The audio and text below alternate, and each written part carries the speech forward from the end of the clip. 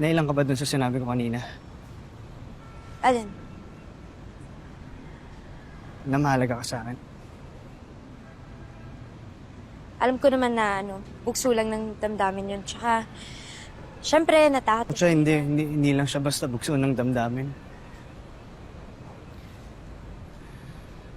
Matagal ko nang tinatago yan.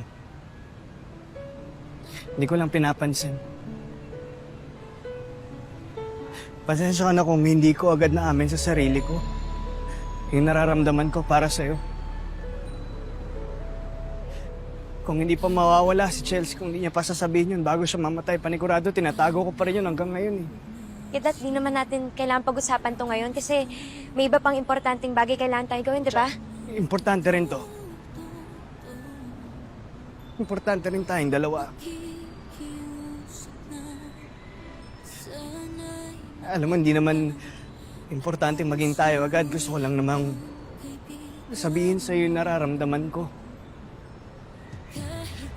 Alam ko naman parehas tayo nasaktan sa pagkawala ni Chelsea.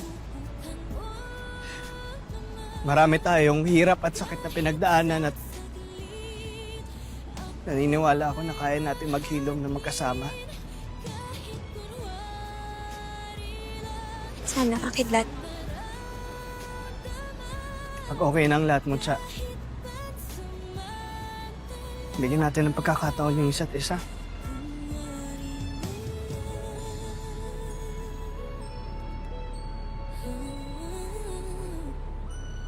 Bless na yan ang simbahan.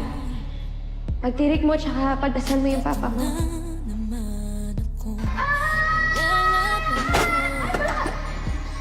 Alam mo, napansin ko sa'yo, palagi ka na nangaasar.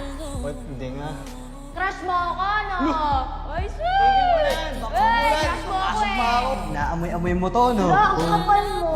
Ay, Bango. Halika, kasi hindi, okay lang. Okay lang na. Oh, yan na. Nagdudugo na. Sabi sa'yo, dito ka muna sa bahay. Sakit ba?